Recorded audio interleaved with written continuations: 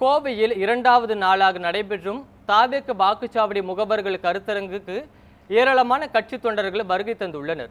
இது குறித்து நமது செய்தியாளர் பிரசாந்த் வழங்கும் கூடுதல் தகவல்களை கேட்கலாம். வணக்கம் பிரசாந்த், விவரங்களை பதிவு செய்யலாம். பிரகாஷ், தாவேகாவுடைய இரண்டாவது நாளான இந்த பூத் கமிட்டி முகவர்கள் கூட்டம் என்பது கோவை குறும்பாலத்தில் இருக்கக்கூடிய தனியார் கல்லூரியிலுடைய வளாகத்தில் இன்றும் நடைபெற இருக்கிறது. சரியாக 3 மணி அளவில் இந்த கூட்டம் என்பது துவங்கி நேற்று போல் 6 மணி அளவில் அந்த கூட்டம் என்பது 6 மணி வரை அந்த கூட்டம் என்பது நடைபெற இருக்கிறது. நேற்றைய கூட்டத்தில் சேலம், நாமக்கல், ஈரோடு உள்ளிட்ட பகுதிகளைச் சேர்ந்த நிர்வாகிகள் கிட்டத்தட்ட 16,000 பேர் நேற்று பூத் கமிட்டி முகவர்கள் பங்கேற்று அவர்களுக்கான தேவையான பயிற்சியை தாவேகாவுடைய மூத்த நிர்வாகிகள் வழங்கியிருந்தார்கள். அதே போல இன்றும் கோவை, திருப்பூர், நீலகிரி உள்ளிட்ட பகுதிகளை மாவட்டங்களை உள்ளடக்கிய நிர்வாகிகள் கிட்டத்தட்ட 8,000 பேர் இன்றைய கூட்டத்தில் பங்கேற்க இருக்கிறார்கள்.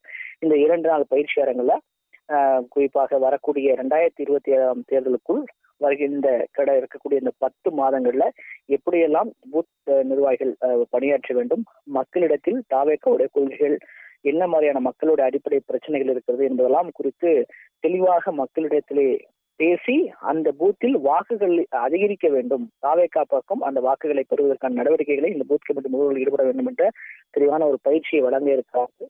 குறிப்பாக கடந்த தேர்தலில் அந்தந்த பூத்துகள் நீங்கள் நியமிக்கப்பட்ட பூத்துகள்ல அதிமுக, திமுக மற்றும் இதர கட்சிகள் எவ்வளவு வாக்குகளை வச்சிருக்கிறார்கள், அந்த வாக்குகளை தாவேகாவுக்கு எப்படி மாற்றுவது, கூடுதலான வாக்குகளை எப்படி பெறுவது உள்ளிட்ட பல்வேறு பயிற்சிகளை தாவேகா நிர்வாகிகளுக்கு வழங்க இருக்கிறார்கள்.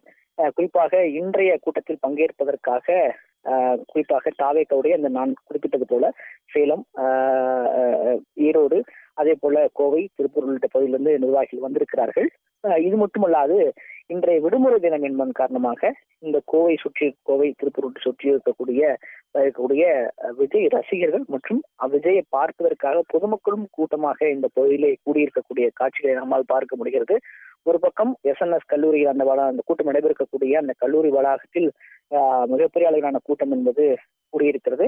போக்குவரத்து என்பதும் பாதிக்கப்பட்டிருக்கு. அதை ஒழுங்குபடுத்தும் பணியில காவல்துறை ஈடுபட்டிருக்கிறாங்க. மறுபக்கம் இந்த பகுதியில் இந்த கூட்டம் நடைபெறக்கூடிய தொலைவிலிருந்து தாவேகா தலைவர் விஜய் தங்கியிருக்கக்கூடிய அவினாஷ் சாலைக்கூடிய லீமேடின் ஹோட்டல் கிட்டத்தட்ட பாத்தீங்கன்னா ஒரு 6 கிலோமீட்டர் தொலைவு இருக்கிறது. இந்த 6 கிலோமீட்டர் தொலைவு வரைக்கும் வழியடைங்களும் அவரை வரவேற்பதற்காக தொண்டர்கள் காத்திருக்கிறாங்க. அது மட்டும் இல்லாமல் லீமடின் ஹோட்டலில் விஜய் தங்கியிருக்கக்கூடிய அந்த ஹோட்டல் முன்பாகவும் ரசிகர்கள் குவிந்திருக்கக்கூடிய காட்சிகள் நம்மால் பார்க்க முடிகிறது. தொடர்ந்து இன்றைய கூட்டத்தில் ஒரு பக்கம் பூத் கமிட்டி முகவர்கள் ஒரு பக்கம் இருந்தாலும் கூட அவரை பார்ப்பதற்காக பல்வேறு தரப்பட்ட ரசிகர்களும் சரி பொதுமக்களும் இங்கே குதிக்கக்கூடிய காட்சிகள் பார்க்க முடிகிறது. நேற்றைய கூட்டத்தை பொறுத்தளவிற்கு கிட்டத்தட்ட அவருடைய தாவேகா தலைவர் விஜய் உரை என்பது கிட்டத்தட்ட ஒரு 5-6 நிமிடங்கள் தான் இருந்தது. இன்றைய இறுதி நாள் என்பதன் காரணமாக இன்றும் கூடுதலாக அந்த தொண்டர்களை உற்சாகப்படுத்துவதற்கும் அவர்களுக்கு பயிற்சி முடிந்த பிறகு எப்படி மேற்கு மண்டலத்தில் பணியாற்றுவது என்பதெல்லாம் குறித்து ஒரு தெளிவான உரையை கிட்டத்தட்ட கூடுதல் நிமிடங்கள் உரையாற்றுவார் என்பதும் எதிர்பார்க்கப்படுகிறது. அது மட்டுமல்லாமல் ஏற்கனவே கொங்கு மண்டலத்தை பொறுத்தளவிற்கு, அதுவும் குறிப்பாக மேற்கு மாவட்டங்களை பொறுத்தளவிற்கு அதிமுக, திமுக உள்ளிட்ட பல்வேறு கட்சிகளுக்கு அதிக வாக்குகள் இருக்கிறது. ஒரு பக்கம் ஆளுங்கட்சிக்கு தான் இருக்கிறது, ஒரு பக்கம் தேசிய கட்சிகள் தான் இருக்கிறது என்கிற ஒரு வாக்கு சதவீதம் பொறுத்து அந்த மேற்கு மாவட்டத்தில் கூடிய கட்சியுடைய உறுப்பினர்கள் இருந்தாலும் கூட தன்னுடைய பலத்தை நிரூபிப்பதற்கான ஒரு முழு முயற்சியாக இந்த தாவேகாவுடைய கூட்டம் என்பதும் இருக்கிறது. குறிப்பாக முதல் முறையாக கடந்த ஆண்டுகள்ல கட்சி ஆரம்பித்தது. அதற்கு பிறகு பொதுக்குழு கூட்டம் கூட்டி 3வது முறையாக தாவேகாவுடைய மிகப்பெரிய நிகழ்வாக இந்த பூத் கமிட்டி கூட்டம் என்பது நடைபெற இருக்கிறது.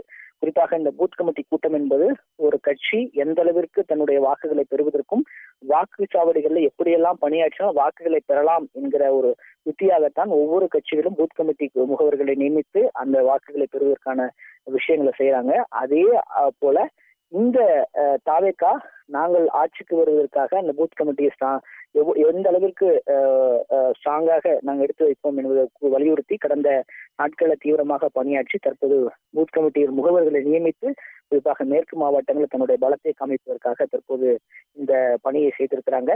நேற்று ஒரு கூட்டம் அடைந்தாலும் இன்று இருக்கக்கூடிய நிறைவான கூட்டத்துல கிட்டத்தட்ட 7 மாவட்டத்தை சேர்ந்த பூத் கமிட்டி முகவர்கள் கலந்து கொண்டு அவருக்கு பயிற்சி என்பது வழங்கப்பட இருக்கிறது. பிரகாஷ், கூடுதல் விவரங்களை தந்தமைக்கு நன்றி பிரசாந்த்.